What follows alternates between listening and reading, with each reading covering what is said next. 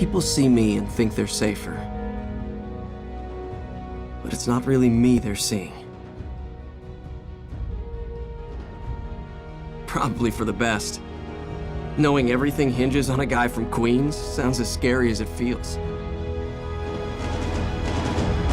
So yo, what is up, fellow webheads? It's your boy Monty here, pressure, and today we're right? going to be getting into an analysis of Insomniacgames Spider-Man for PlayStation 4. So right off the bat, we have what seems to be the Oscorp Tower in the background here, and I love the way how they gave us a view of the Oscorp Tower. First, you know, that iconic building that just towers above, of course, every other building in New York in the Spider-Man series, of course. So definitely, I love that they showed us the Oscorp Tower. They didn't leave us waiting. Now, the Oscorp Tower does seem kind of different from Oscorp Towers we've seen in the past, and pretty much the Oscorp Tower is fucking gigantic in this game, and I love the idea of it being gigantic because scaling this thing is going to be so much fun. Missions that revolve around this thing is going to be so much fun. Now, I'm not gonna lie, most missions in Spider-Man games, there usually is just one or two or three that revolves around the Oscorp Tower, which is funny because a lot of the stuff in the Spider-Man games so far has literally been stuff that have come out of the Oscorp Tower itself. So pretty much there haven't been any, like, you know, attacks and stuff like that that you kind of get to interact with and stuff like that. So definitely use the Oscorp Tower more, Insomniac. Give the Oscorp Tower, you know, that importance that it usually has in, like, the comics and the movies and stuff like that. Give it that level of importance, you know.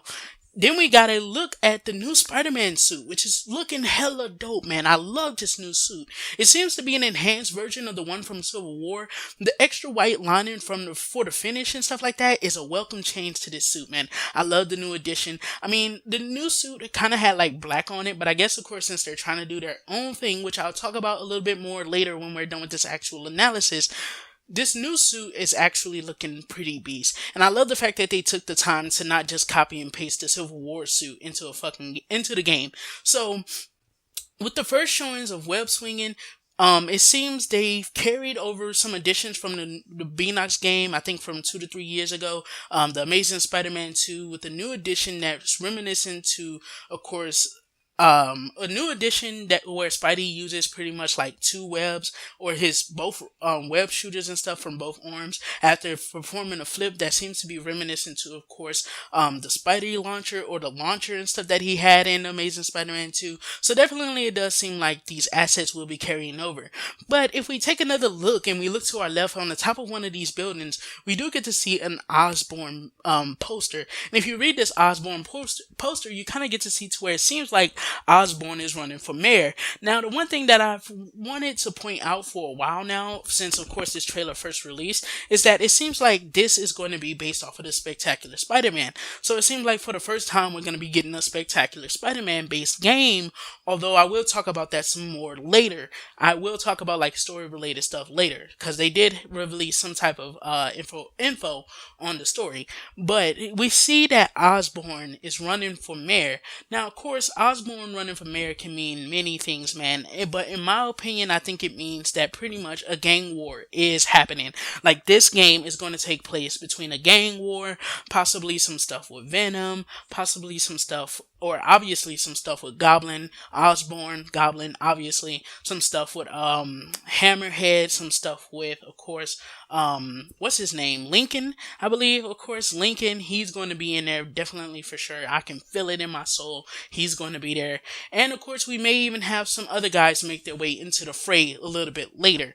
But of course, the thing about Osborn wanting to become mayor is because, of course, if this is actually based off the Spectacular Spider-Man, one of the things about that series was pretty much, you know, everyone was trying to be the leader of the streets, pretty much. And if Osborn becomes mayor, then that's pretty much it. Osborn gets his position that he wants, because now he can have pretty much everyone working under him. He'll be the guy above and beyond, you know, he'll have all the protection. He can work under the government and stuff like that, you know. He'll be able to do his thing, and he'll be able to spread his wings. Now, of course, in the cartoon Spectacular Spider-Man, he pretty much wanted to become the gang leader after he had become Goblin. So maybe he's already Goblin already. Who knows? Hopefully that does come to fruition. So then we see this cafe scene, and I'm so stoked for this scene right here because this scene reveals just so much stuff, and I feel like it just does so much justice for this whole trailer as a whole. So this damn parkour segment was so beast, but we gotta take a look at some other things too. Of course, if you look to your right and to lower to your right and stuff like that, you'll see what seems to be a Daily Bugle post and stuff, or a Daily Bugle news rack or newspaper rack, and pretty much what you'll see on the newspaper itself is what's next. Now, what I want to know about this newspaper, of course, is two things. Will Peter Parker actually be working for the Daily Bugle? Will it be like some certain missions that you do as Parker himself, not of course as Spidey? I mean, he always does or takes pics as Spidey because it gives him some type of advantage, but I would love to actually see like some missions and stuff to where, you pretty much have to race to certain crime scenes and stuff like that, snap some pics, get it for the Daily Bugle, get your money up. Once you get your money up, you can do stuff like upgrades and stuff like that. That would be a cool, intricate way or an intricate system to pretty much put Parker inside of this game. Stop just running with Spider-Man alone. Put some Parker in there. Amazing Spider-Man 2 tried to put some Parker in there, but they failed horribly because pretty much all it was just segments to where you got to talk. There was no segments pretty much to where someone pretty much found out what his identity was and tried to attack him personally. So definitely that was kind of a letdown. So definitely I would love to see more Parker involvement.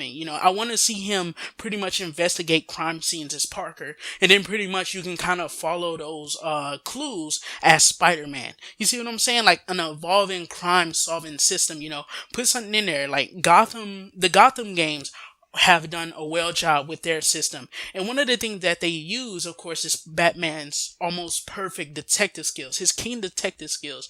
So now what they need to do is put Spider-Man in kind of the same position. Put Parker in certain situations to where, of course, you can't deal with those situations now. So now you have to go become Spider-Man and deal with those situations. You see what I'm saying? That would be cool. That would be cool sauce because, of course, Spider-Man from time to time is actually seen as a vigilante. And, of course, the police and stuff, if they're going to keep that same system from Amazing Spider-Man, the police and stuff do get kind of hectic on Spider-Man at times. But it would be cool to see Peter Parker get access to these crime scenes via, of course, his journalist status. That would be cool. That's cool ways to put Parker in there, right? So let's go ahead and move on. Now, if you look out the windows, of course, to your left, you kind of get to see what seems to be some police cars kind of in a certain setup. You also get to see these kind of like those things and stuff that they use to kind of block off the streets. You kind of get to see those too as he busts out the window. So I'm wondering if this is a boss fight of some sorts. Did Peter Parker get thrown in here and this is kind of like a quick time event or something like that, but we don't get to see the buttons, of course, because this is supposed to be for a trailer. So maybe they had it set up to where he would just do it rather than, of course, needing to put in the inputs. And that's definitely logical. That's a definitely logical way to put it because, of course, this is a cafe. We haven't seen Spider-Man games really go into or dive into interiors being a part of a battlefield. But if this is a battlefield or this is a boss fight, I can definitely see this being someone like Rhino. One of the main things about Rhino that definitely gives me this impression is that, of course, Rhino is always the main villain, I think, for Spider-Man. That's always on street level. You see what I'm saying? Rhino is pretty much the only guy that's usually on street level. And I can easily see him probably like throwing Spidey into this cafe. And then of course he pretty much does what he does inside of this trailer. And I can definitely see that being the case here.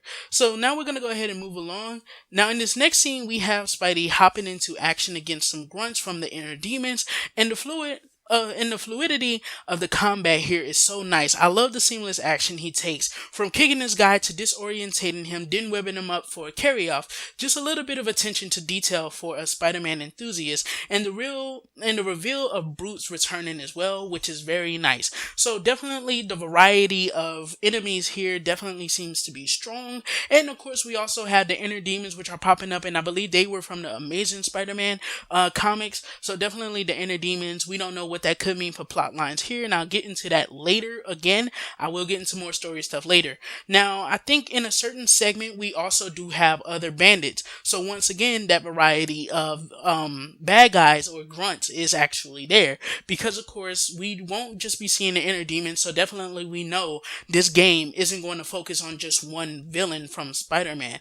Or this game isn't going to focus on one group from Spider-Man. It's going to focus on all groups, once again, feeding into that gang war idea that I had earlier. So right here, we have the return of Web Rush, but with a good change. It seems enemies will now be disorientated instead of stunned or pretty much knocked off balance from web rushes, which is only logical seeing as Spidey on his best days. I think I've heard before. I don't know exactly. I haven't looked it up yet, but I heard before pretty much Spidey was able to stop a plane and stuff like that. In one of his incarnations, he was able to stop a plane. So if he can stop a plane, then definitely there's no reason why a fucking grunt is taking a web rush. No way. There's no way. So definitely it's good that they will be disorientated, but I wonder if this means there will only be a limited amount of web rushes you can actually do in a certain allotted amount of time.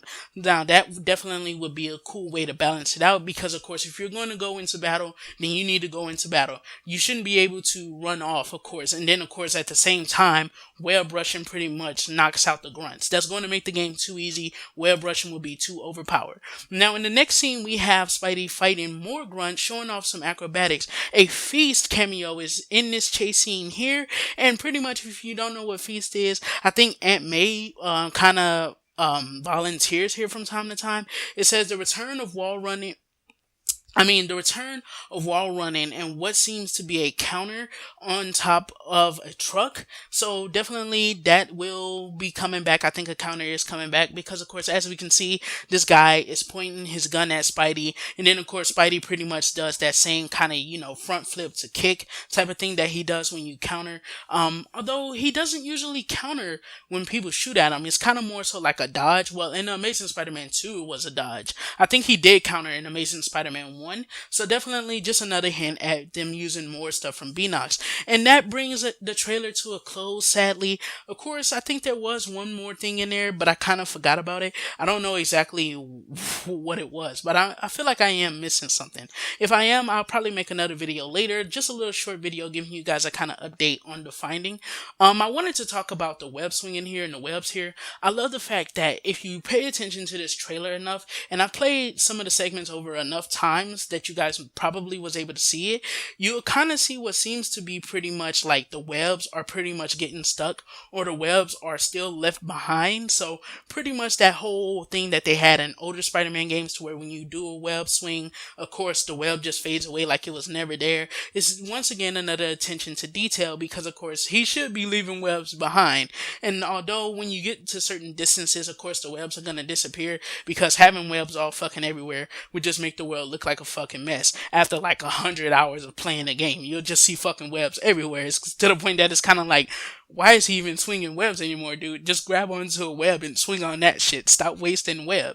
So we have a little bit of news from Insomniacgames Twitter, and of course some stuff that I read from the official website, some information that you guys may not know. So let's get into it. So the first, that the game will not be based on the movie realm. So no, this is not a pre or post Homecoming game. Meaning of course we won't have to wait for Homecoming potentially to get our hands on this. Maybe early next year we'll get our hands on this. Maybe it'll be out this holiday season.